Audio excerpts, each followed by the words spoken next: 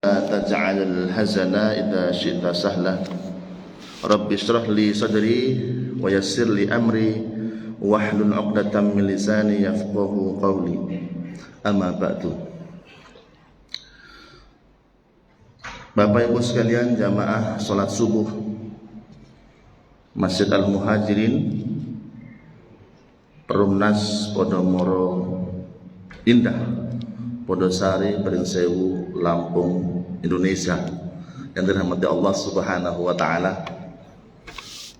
Para ustadzah, Ustadz Nasruddin, mohon izin Ustaz.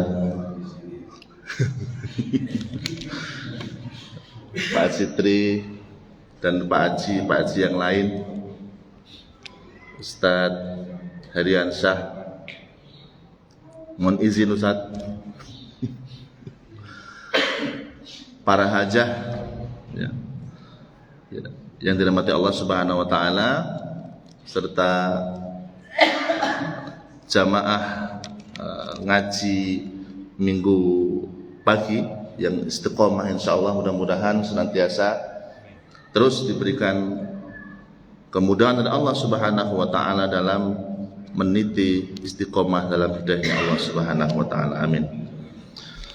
Bapak Ibu sekalian yang dirahmati Allah Subhanahu wa taala, yang pertama, tak pernah bosan saya mengajak kepada diri saya pribadi dan kepada hadirin sekalian, Bapak Ibu, untuk senantiasa bersyukur kepada Allah Subhanahu wa taala atas segala karunia yang Allah berikan kepada kita. Pagi hari ini kita sudah melakukan rangkaian ibadah dari mulai bangun tidur, zikir, ba'da tidur, bangun tidur, kemudian kita sudah qiyamul, kita sudah sholat subuh berjamaah, zikir dan doa. Mudah-mudahan kata Rasulullah sallallahu alaihi wasallam, Allahumma barik li ummati fi bukuriha. Jadi Rasulullah berdoa agar umatnya mendapatkan keberkahan di pagi harinya. Maka kalau kata orang dulu, kalau pada subuh jangan tidur, bangun subuh itu harusnya sudah beraktivitas. Kenapa? Takut rezekinya nanti di totol ayam, di ceker ayam. Jadi pagi ini juga ayam mereka sudah melakukan profesinya. Jadi Allah berikan ayam itu paruh dan kuku saja. Dia hanya berikhtiar mengorek-ngorek sampah, mengorek-ngorek tanah. Kemudian di situ ternyata ada karunia Allah Subhanahu wa taala untuk ayam. Dan luar biasanya makhluk-makhluk Allah itu, ayam dan binatang-binatang yang lainnya, mereka itu adalah makhluk Allah yang paling qanaah dibandingkan manusia. Jadi nrimo ing pantu, mereka menerima, hanya menjalankan asbab, ngorek-ngorek tanah, kemudian mendapatkan karunia Allah Subhanahu wa taala. Mereka juga bertasbih, bersyukur kepada Allah Subhanahu wa taala. Dan mereka menerima dan qanaah. Beda dengan manusia. Kalau ayam itu belum pernah saya melihat ada ayam pas ceker-ceker bawa karung. Yo apa yang gesesuk? Belum pernah. Tidak dengan kita. Kalau kita misalkan cari rezeki, kok banyak banget Pak? Iya, buat sebulan. Nah, gitu. Dan ayam itu yang dimakan juga sederhana. Kalau nggak biji-bijian, ya mungkin serangga. Dan itu terus istiqomah. Baliknya olahan dari biji-bijian juga itu dimakan. Demikian juga kambing juga demikian. Yang dimakan juga ada istiqomah, yang dimakan ramban-rambanan, rumput-rumputan. Ya, istiqomah itu. Dan kalau sudah kenyang cukup berhenti, pulang sama tuannya.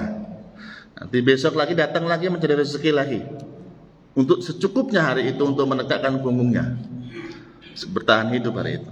Beda dengan manusia.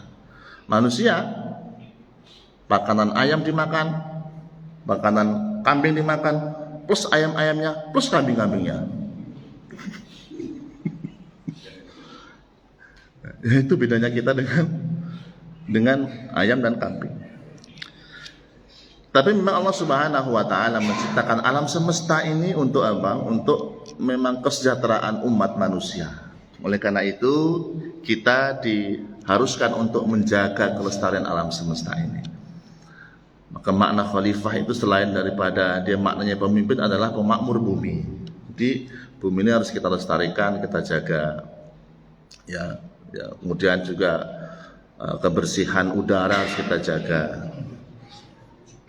Karena menurut analisa internasional bahwa di tahun 2050-an bahwa dunia itu kekurangan oksigen. Ditambah lagi kalau seandainya manusia itu banyak merusak hutan dengan alasan untuk kebutuhan pangan manusia. Alasannya apa? Misalkan untuk lahan pertanian. Akhirnya lahan yang harusnya adalah paru-paru dunia, hutan itu menjadi paru-paru dunia karena kemudian ditebangi dengan dasar untuk meningkatkan pangan negara. Tetapi apakah bisa misalkan dengan alasan itu? Ini sedikit ada pesan ya. Jadi kita harus menjaga alam semesta ini. Kita bisa memprediksikan, bisa meningkatkan hasil pangan nasional misalkan dengan meningkatkan lahan-lahan pertanian agar di tahun 2050-an itu kita cukup untuk kebutuhan pangan nasional. Tapi jadi masalah apakah kemudian di tahun itu kita cukup kebutuhan oksigennya? Kalau oksigennya nggak cukup, gimana membuat lahan pertanian gitu? Kalau oksigennya nggak cukup, bagaimana kita bisa mencari pangan? Nah, lagi-lagi bahwa alhamdulillah atas karunia Allah Subhanahu wa taala kita diberikan akal untuk berpikir dan energi untuk menggerakkan ya. Kemudian ada Al-Qur'anul Karim sebagai guidance kita dalam melangkah agar tidak salah langkah. Hadirin sekalian dirahmati Allah Subhanahu wa taala, yang kedua, salawat dan salam semoga tercurah kepada Nabi kita Muhammad sallallahu alaihi wasallam.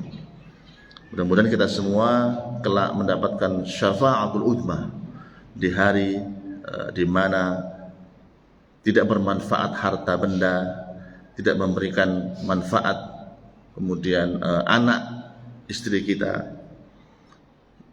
Yauma la yanfa'u malun wala banun illa man atallah biqalbin salim. Hari itu, di hari kiamat itu, tidak berlakulah kemudian malun harta, wa banun anak-anak, kecuali siapa? Mereka yang mendatangi Allah Subhanahu wa taala biqalbin salim, dengan hati yang salim, hati yang sehat, hati yang baik. Hadirin wal hadirat rahimakumullah, kita lanjutkan kajian kitab Irsyadus Sari, yaitu kumpulan karya daripada Hadratus Syekh Kiai Haji Muhammad Hashim Asy'ari. Jadi ini isinya adalah kumpulan karya beliau. Kita baru memulai satu karya kitab beliau dari 19 kitab yang terkumpul dalam buku ini atau kitab ini. Itu tentang adabul alim wal muta'allim. Nah, setidaknya mungkin kita ya adabul alim wal muta'allim nanti minimal setengah, nanti ngaji kitab yang lainnya setengah, itu tuh minimal sehingga bisa khatam. Karena kalau menyelesaikan semuanya kayaknya bisa jadi ya sampai 10-an tahun, kecuali kalau setiap hari ngajinya. Adabul alim wal muta'allim. Habib sekalian rahmat Allah Subhanahu wa taala, pertemuan yang lalu saya sudah menyinggung tentang keutamaan atau fi fadl ilmi wal ulama'i wa fadl ta'limihi wa ta'limuhu. Ta'allumuhi wa ta'limuhu, yaitu keutamaan ilmu dan ulama dan keutamaan belajar serta mengajarkannya. Keutamaan mengajar dan belajar, jadi lengkap. Keutamaan ilmu itu sendiri, kemudian orang yang belajar dan yang mengajarkannya. Keutamaan ulama, yaitu orang yang fokus ya mendalami ilmu agama.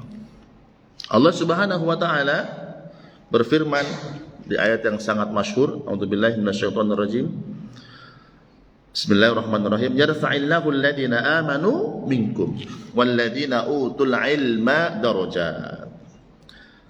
Jadi Allah Subhanahu wa taala akan mengangkat Angkat siapa? Alladzina amanu, yang pertama orang-orang yang beriman, walladzina utul ilma darajat, dan mereka-mereka orang-orang yang diberikan ilmu.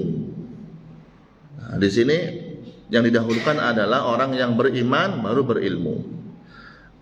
Bukan berilmu baru beriman. Iman terlebih dahulu dan berilmu. Akan mengangkat sebagaimana? Seperti apa? Darajat, beberapa derajat. Artinya Allah akan bedakan orang yang beriman dan berilmu dengan orang yang beriman tidak berilmu. Ada orang yang sama-sama beriman tadi tidak berilmu, akan bahasanya akan di bawah orang yang beriman dan dia berilmu. Apalagi orang yang tidak beriman dan tidak berilmu. Ya. Kata Hadratus Syekh, yarfa' al-ulama minkum darajatin bima jama'u min al-ilmi wal amal. Jadi kata beliau bahwa Allah Subhanahu wa taala mengangkat derajat para ulama itu sekian derajat, ya, beberapa derajat. Karena apa? Karena mereka yang jama'u, mengumpulkan antara ilmu dan amal. Ilmu dan amal. Jadi artinya menurut beliau dikatakan ulama adalah mereka yang dzul ilmi, yang punya ilmu dan mengamalkan ilmunya. Jadi kalau hanya ada orang yang cerdas, profesor, doktor, apalagi prosesor, apa? Misal prosanging kuatnya ya, bukan profesor lagi, prosesor.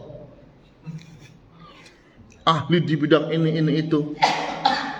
Misalkan tafsir dan sebagainya, ulumul hadis atau misalkan usul fiqh. Tetapi sebatas ilmu, tetapi perangai tidak mencerminkan sebagai orang yang alim, maka menurut beliau ini ya, walaupun diangkat derajat mungkin tidak selevel ulama yang mengumpulkan antara ilmu dan amal. Jadi alasan Allah mengangkat derajat orang yang ulama di sini adalah yang mereka berilmu dan juga mengamalkan. Ini penafsiran daripada Hadratus Syekh Kiai Haji Muhammad Hashim Al-Asy'ari. Berarti kalau hanya berilmu saja tidak diamalkan atau perangnya tidak sesuai dengan ilmu, bukan ulama, iya. Kayak tadi, meskipun dia ahli di bidang tertentu tapi tidak bisa mempraktekkan. Misalkan kita dikatakan misalkan, wah itu ilmu agamanya baik, tetapi perangnya tidak mencerminkan ilmu agamanya, maka belum dikatakan ulama. Qala Ibnu Abbas, kata beliau mensitir ya pendapat sahabat Nabi Ibnu Abbas radhiyallahu anhuma. Kata Ibnu Abbas, semoga Allah meridainya, darajatul ulama, derajat-derajat para ulama itu fauqal mu'minina, di atas orang-orang yang beriman. Ulama ya, di atas orang-orang al-mu'minina bi sab'i mi'ati darajatin. Jadi kalau ada orang beriman, kemudian ada satu yang di situ selain beriman dia alim, maka dia lebih utama dari yang lainnya, bisa sab'i mi'ati darajah, yaitu 700 derajat. Jauh sekali. Ya. 700. darajah. Ma baina darajatain, dan di antara dua derajat dari satu ke dua, 500 amin. Ya Allah, masyaallah. 500 am tahun. Jadi dari derajat ke satu ke berikutnya 500. Ini menurut Ibnu Abbas radhiyallahu anhu. Nah, sampai 700. Sedangkan dari derajat satu ke derajat berikutnya kedua itu 500 tahun. 500 tahun itu sama kalau di akhirat dengan setengah hari. Karena kalau di akhirat itu satu hari setara dengan 1000 tahun di dunia. Masya Allah, begitu tingginya keutamaan orang yang berilmu, orang yang berilmu.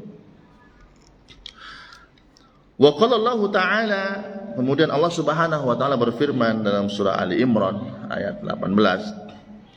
Syahidallahu annahu la ilaha illahu wal malaikatu wa ulul ilmi. Jadi Allah Subhanahu wa taala bersaksi bahwa tidak ada Tuhan selain Dia. Kemudian wal malaikatu wa ulul ilmi. Tuh. Menyebutkan di situ wal malaikah, kemudian wa ulul ilmi. Menyebutkan malaikat dan orang yang diberikan ilmu. Artinya bahwa lagi-lagi orang yang berilmu, orang atau ulama itu memiliki level derajat yang tinggi di sisi Allah Subhanahu wa taala. Fa bada Allah taala bi nafsihi, bahwa Allah memulai ngawiti, fa bada Allahu awiti Allah bi nafsihi, zatnya Allah Subhanahu wa taala, wa tsanna bi malaikatihi. Yang kedua kemudian juga kaping pindo, yaitu malaikat. Dan yang ketiga wa sallata bi ahli ilmi. Yang ketiga di situ Allah memulai ahli ilmu. Ya. Artinya Allah Subhanahu wa taala ingin menjelaskan kepada kita semua bahwa posisi orang yang berilmu itu tinggi ya daripada orang yang tidak berilmu. Wa hadika bihadza syarafan wa fadlan wa jalalatan wa nubla. Artinya ini menunjukkan akan kemuliaan, keutamaan, keagungan, jalalah, keagungan, wa nubla artinya mulia, yaitu orang yang berilmu. Kemudian juga Allah Subhanahu wa taala berfirman pula di ayat yang lain, innama yakhshallaha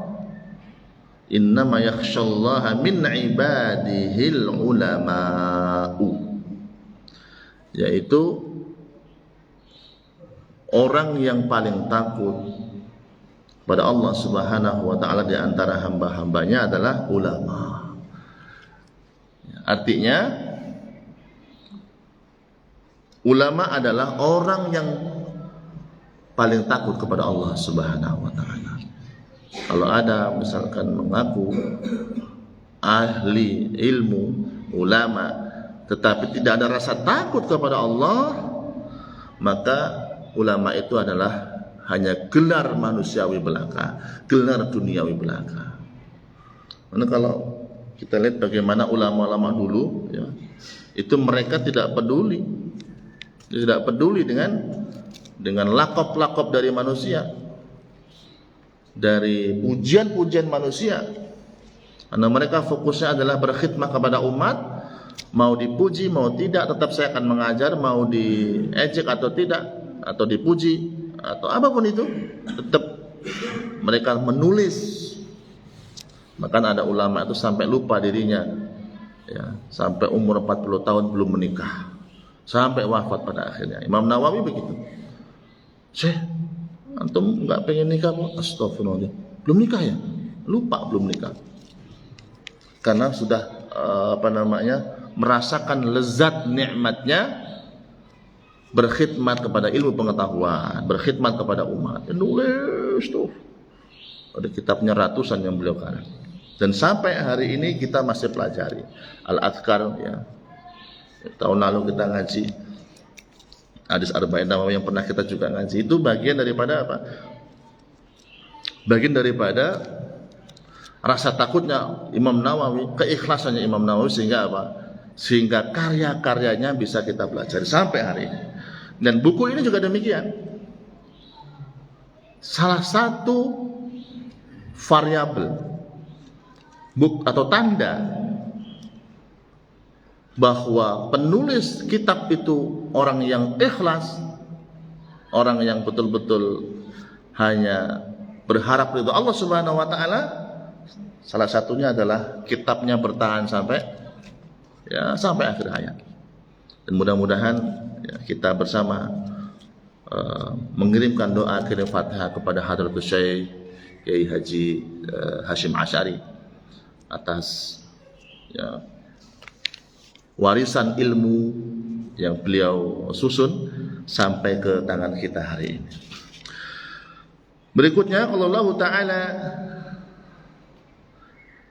dalam ayat yang lain, innal ladzina amanu wa 'amilus salihati ulaika hum khairul bariyah. Ini surat apa ini? Surat Al-Bayyinah. Ila qauli ta'ala sampai ayat dzalika liman khasyiya rabbah. Kata Mbah Hasyim, faqtadat al-ayatan annal ulama hum alladzina yakhshawna Allah Ta'ala. Jadi dari kalimat khasyya rabbah, mereka itulah orang-orang yang khasyya, takut kepada Tuhannya. Jadi ayat yang pertama tadi innama yakhsyallaha min ibadil ulama, dan innal ladzina amanu wa 'amilus solihati ulaika hum khairul bariyah, dan seterusnya. Kata beliau, kata Mbah Hasyim, bahwa di sini menunjukkan bahwa annal ulama ulama itu adalah mereka alladzina yakhshawna Allah Ta'ala, mereka yang takut kepada Allah,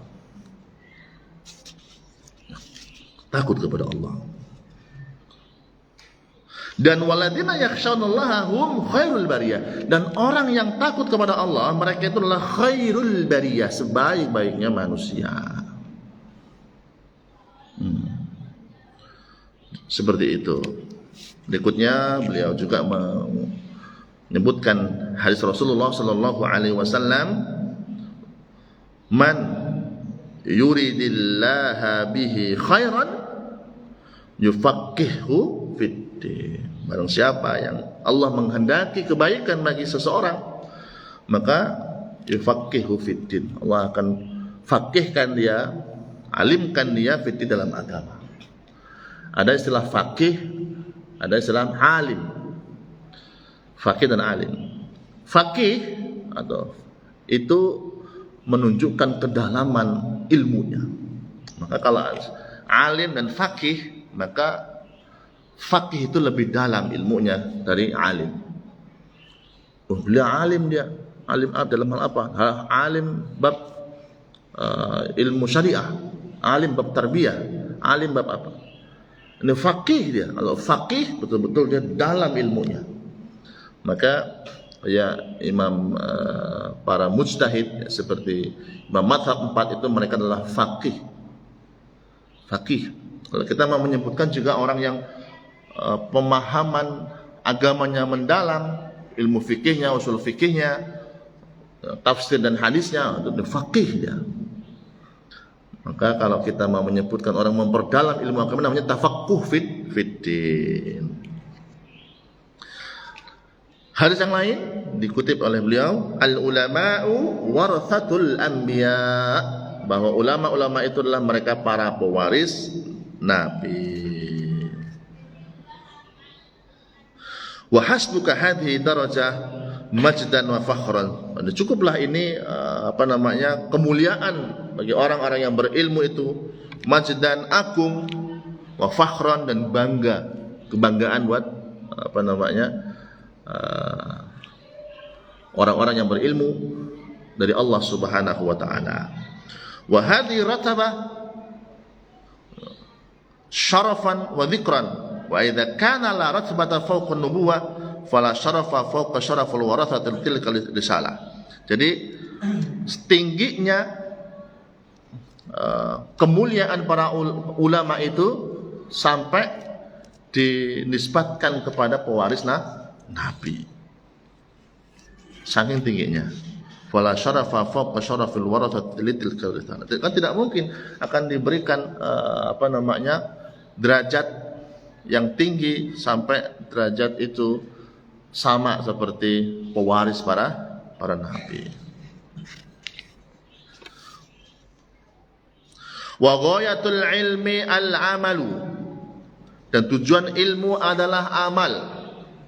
Tujuan ilmu adalah amal. Jadi kita belajar ini Bapak Ibu sekalian, tujuannya adalah untuk diamalkan. Dan tabiat ilmu juga diamalkan. Jadi bukan hanya belajar kita ilmu kemudian disimpan. Kita belajar misalkan apa? Ngaji Quran. Kita belajar selesai surat Al-Ikhlas. Kemudian kita ajarkan ke anak-anak kita. Sudah datang lagi orang, Pak Ustadz, saya pengen belajar surat Al-Ikhlas. Udah habis. Udah saya kasihkan ke santri-santri saya. Enggak boleh begitu. Ya. Level berikutnya selain mengajarkan dan belajar adalah mengamalkan. Ya, mengamalkan. Dan li'anna thamratahu wa faidatul umr. Dikatakan bahwa tujuan ilmu itu adalah amal karena apa? Karena buah dan faedah daripada umur. Kita diberikan umur sampai hari ini merupakan bagian daripada faedah umur.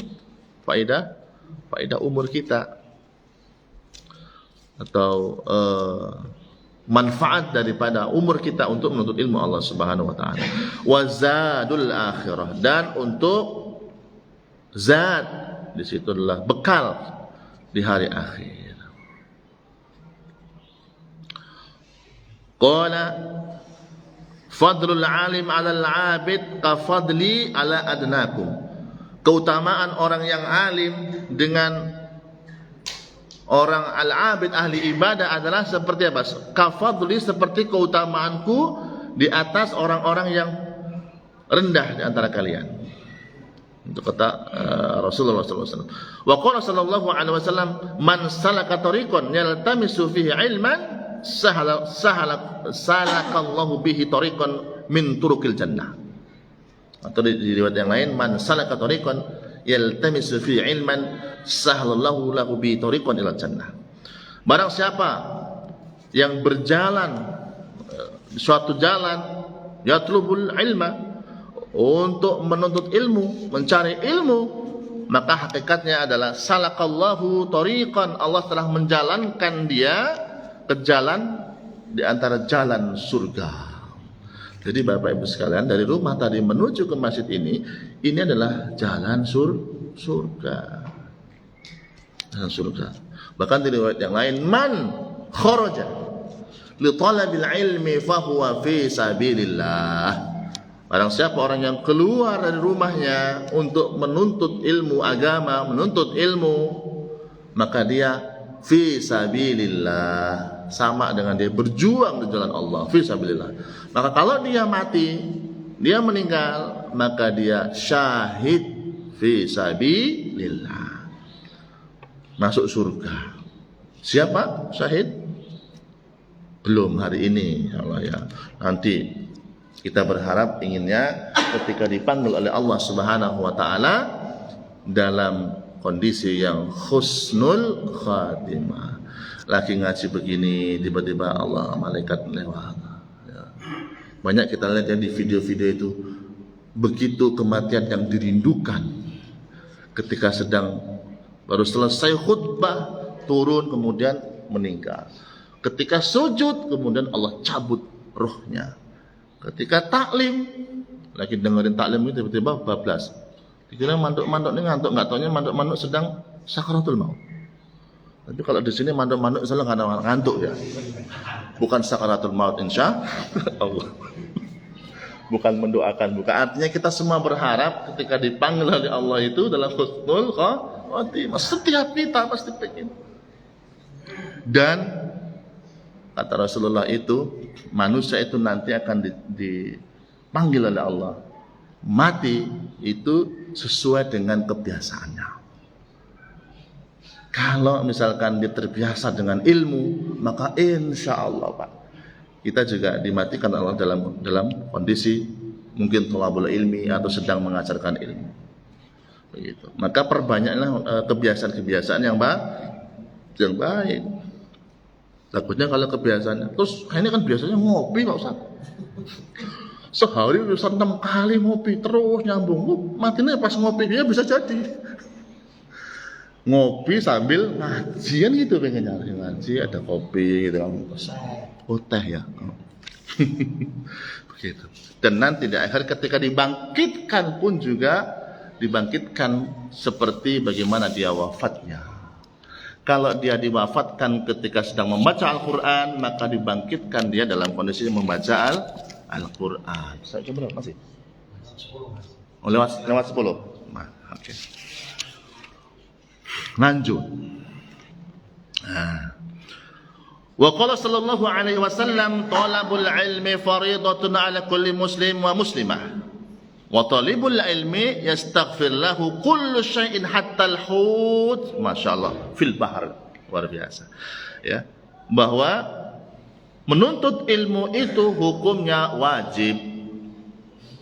Ulama memaknai maka talabul ilmi fariidatun, menuntut ilmu yang wajib di sini adalah ilmu yang berkaitan tentang Allah, tentang ibadah. Artinya apa? Ilmu agama.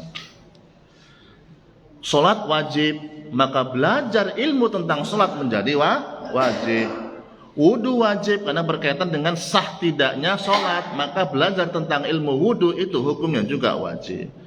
Ma la yatimmu wajib illa bihi fahuwa wajib. Apa-apa yang tidak sempurna kecuali dengannya, maka nyanya itu menjadi wajib. Seandainya, contoh logika, kalau kita kan syarat sholat adalah menutup aurat, dan ternyata nggak ada kain lagi kecuali ada sarung, dan untuk mendapatkan sarung itu harus beli pasarnya di Bandar Lampung, maka membeli sarung itu menjadi wajib karena nggak ada yang lain. Gitu. Itu logika kaidah fikih. Ilmu agama yang di situ yang dimaksudkan. Adapun ilmu duniawi itu fardu kifayah. Ya. Ilmu agama hukumnya fardu ain, ya, individual. Sedangkan ilmu yang lain kedokteran, matematika, teknologi itu fardu kifayah. Artinya kalau ada di antara kaum muslimin yang sudah mempelajarinya, maka gugur kewajiban kita untuk mempelajarinya. Dan wa talibul ilmi, orang yang menuntut ilmu itu yastaghfir lahu, beristighfarlah, memohonkan ampun kepadanya, kullu syai', semuanya, hatta sampai al-hut fil bahr, sampai ikan-ikan di lautan mereka beristighfar memohonkan ampun bagi para talibul ilmi. Kita semua Pak yang hadir ini insyaallah juga dimintakan ampun oleh mulai dari ikan citul, teri, sampai ikan nun, ikan paus, hatta al-hut. Masya Allah. Maka beruntunglah ya bagi kita yang sampai membela-belakan diri ya, tempat yang jauh untuk apa? Untuk belajar, untuk ikut majlis-majlis ilmu. Dari gisting, dari hukum. Tadi Masya Allah, saya ngisi di gisting ketemu. Mudah-mudahan ini juga mengundang maghfirah Allah Subhanahu wa taala. Amin. Ya, nanti ada kajian lagi di mana, di masjid yang lain hadir. Itu bagian daripada mencari berkah atau ngalap berkahnya orang-orang yang beriman tuh begitu. Ngalap berkahnya. Berikutnya, wa qala sallallahu alaihi wasallam, Man ghada li talabil ilmi, barang siapa yang ghada itu jalan untuk menuntut ilmu, mencari ilmu. Shallat alaihi malaikah, malaikat pun juga ikut salat, mendoakan kepada mereka yang menuntut ilmu. Wa burika lahu fi ma'isyati, dan akan diberkahi ma'isyahnya. Maka kadang santri itu ya berkah. Santri itu berkah. Wah, ada masyarakat yang akikah, kasih santri, bingung-bingung gitu kan, kasih santri. Ada mau kurban, santri aja, gitu. Berkah salah satunya itu salah satunya. Sedangkan yang lain banyak. Berkah itu ziyadatul khair, bertambah kebaikan. Kadang sedikit, tetapi ternyata kok nggak habis-habis itu berkah. Atau minimal, ibu-ibu ini penting. Di antara tanda keberkahan harta kita, ibu-ibu, di antara harta yang barokah itu adalah ketika Allah Subhanahu wa taala mencabut atau mengurangi syahwat belanja. Itu berkah berarti. Kan kadang-kadang kita itu, apalagi sekarang Bapak Ibu ya, kita mau belanja itu dimudahkan sekali dengan tools yang tinggal pencet tik tik tik, 2 hari sampai rumah. Ya kan? Marketplace banyak banget, Tokopedia, iklan ini. Tokopedia, Shopee dan sebagainya. Ya. Mau bayar dengan transfer via mobile banking, tahu-tahu sampai rumah. Kadang-kadang awalnya nggak ada niat, tapi buka-buka beli apa ya? Ini kan syahwat. Kalau beli apa ya? Artinya kan sebenarnya nggak butuh, tapi apa? Karena ada syahwat. Kalau ke pasar kan biasanya kita sudah bawa itu Pak Eci ya, saya biasanya kalau ke pasar bawa draft. Calon yang mau dibeli mulai berambang bawang, lombok, bayam, kelemahan situ. Sampai di sana ngeliat yang lainnya, iki juga kayaknya enak, ini enak, nah itu syahwat juga. Maka salah satu di antara keberkahan harta kita ketika Allah kurangi syahwat belanja. Nah, itu Allah akan berkahi ilmu, berkahi ma'isyahnya orang-orang yang menuntut ilmu, dan malaikat pun akan salat alaihi, mendoakan kepada talibul ilmi.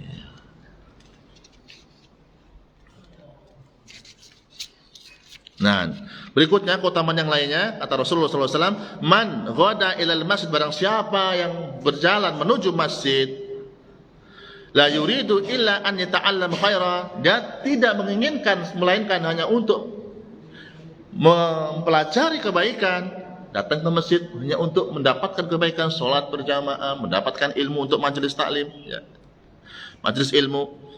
Kemudian wa yu'allimuhu, dan dia mengajarkan ilmu, kana lahu ka ajri hajjin tamin, maka dia seperti mendapatkan pahala haji. Wa qala sallallahu alaihi wasallam, al-alim wal muta'allim ka hadhihi min hadhihi. Orang yang alim, orang yang berilmu dan yang belajar, guru dan murid, ka hadhihi, seperti ini. Rasulullah menunjukkan 2 jari, dekat sekali. Wa jama'a bainal musabbihati, mengumpulkan musabbihati wallati taliha syarikan. Ini fil ajr, dalam pahalanya. Jejer Pak kita. Saya menyampaikan begini, misalkan hal-hal yang baik jenengan menyimak, maka pahala kita kahadihi, kata Rasulullah sambil mengumpulkan 2 jari ini. Kahadihi. Podo, mungkin agak panjang dikit, mungkin saya lah gitu ya. Tapi bisa jadi malah karena saya nggak ikhlas, jenengan yang tinggi. Kahadihi, antara alim, orang yang punya ilmu menyampaikan, wal muta'allim, dan yang mengajarkan. Antara guru dimanapun, tidak hanya di sini, manapun guru, dan orang yang belajar, artinya adalah murid, maka seperti itu. Fil ajr, dalam pahala. Wala khaira fi sa'irin nasi ba'du, dan tidak ada kebaikan yang yang lain lagi, yang lebih lagi dari seluruh manusia. Baik Bapak Ibu sekalian dirahmati Allah Subhanahu wa taala. Jadi bagaimana Hadratus Syekh Haji Muhammad Hashim Asy'ari ini mengutip hadis-hadis aqwal sahabat, menyusun satu kitab khusus tentang adab alim wal muta'alim ini menunjukkan bahwa beliau adalah juga ulama Nusantara yang fokus terhadap ilmu pengetahuan. Fokus beliau. Sanad beliau sampai ke Imam Bukhari, Imam Muslim, ini luar biasa. Ya, dan ini menjadi khasanah keilmuan Nusantara. Khasanah keilmuan Nusantara. Mudah-mudahan di kesempatan lain jika ada kesempatan, ya kita juga bisa kaji nanti kitab-kitab ulama Nusantara yang lainnya. Misalkan ulama Imam Syekh Nawawi Al-Bantani. Nanti misalkan siapa lagi, Al-Minkawawi dari Minangkabau. Banyak untuk supaya kita melihat ternyata ulama-ulama kita itu demikian dahsyat, banyak yang alim, diakui keilmuannya di luar negeri juga sana. Di beberapa perguruan tinggi Tunisia itu mengkaji kitab-kitab ya, Imam Nawawi, Syekh Nawawi Al-Bantani. Artinya kita itu juga secara keilmuan juga diakui oleh para ilmuwan Muslim. Ya, Imam Syekh Nawawi Bantani, kemudian terus juga termasuk Kiai Haji Hashim Asy'ari, Ahmad Dahlan, ini ulama-ulama Nusantara yang sampai hari ini kalau bukan karena keikhlasan dan kebersihan hati mereka itu nggak sampai jariahnya sampai ini. Kita lihat bagaimana Nahdlatul Ulama, bagaimana Muhammadiyah sampai hari ini masih mereka terus mensiarkan pemikiran-pemikiran ulama ini. Kenapa? Karena keikhlasan mereka berdua. Ya. Apalagi nanti kalau di Sumatera itu ada tarbiyah al-wasliyah itu ya, itu juga tidak lepas daripada keikhlasan para pendirinya. Dan kita perlu nanti mengkaji juga hasil-hasil karya ulama-ulama kita. Wallahu a'lam bissawab. Mohon maaf atas segala kekurangan. Kalau ada kekeliruan datang dari saya pribadi, kepada Allah saya mohon ampun. Astaghfirullahaladzim. Al-'afwu minkum wallahul muwaffiq ila aqwamit thoriq. Billahi sabilil haq fastadiqul khairat. Assalamualaikum warahmatullahi wabarakatuh.